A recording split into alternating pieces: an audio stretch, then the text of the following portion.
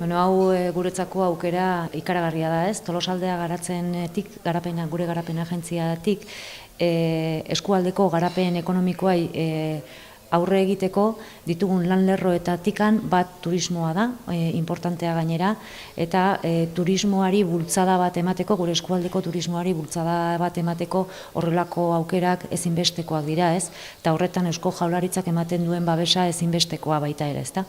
Interesa sortu du, gainera nik uste dut Tolosaldeak berez badaukala turismoa begira beste eskualdeekin alderatuz olako espezifidade bat, ez? Eta da berezkoa dugun hortasuna, ez?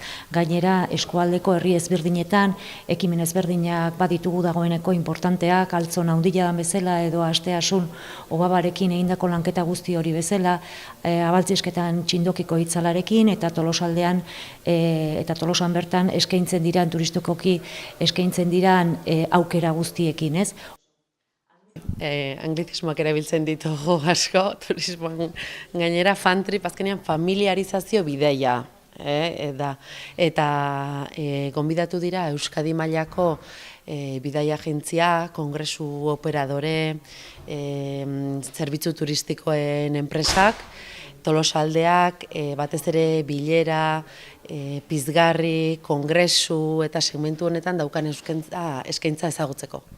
Hasi dugu hemen Iriarte Jauregia hotelean eguna, ondorenea jungo gea Abaltzisketara, bizi-biziki enpresak eskaintzen ditulako bai team building, coaching eta azkenean talde dinamikak enpresei begirakoak. Eta gero jetxiko gea topikea, azkenean Euskaldean kongresuak eta egiteko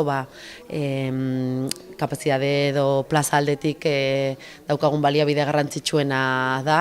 Eta han bertan, egun honetan ezagutu ezin izan ditugun beste enpresak ere workshop batean parte hartuko dute.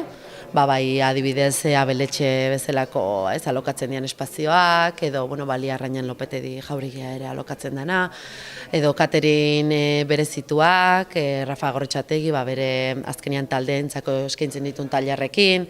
Gaur programaz aparte, hori izango da pixkat espazioa, kanpotik datozen enpresak eta hemengoak kontaktuak trukatu eta elkarra ezagutu daitezen eta azkenean negozioak eta lana atera dadin.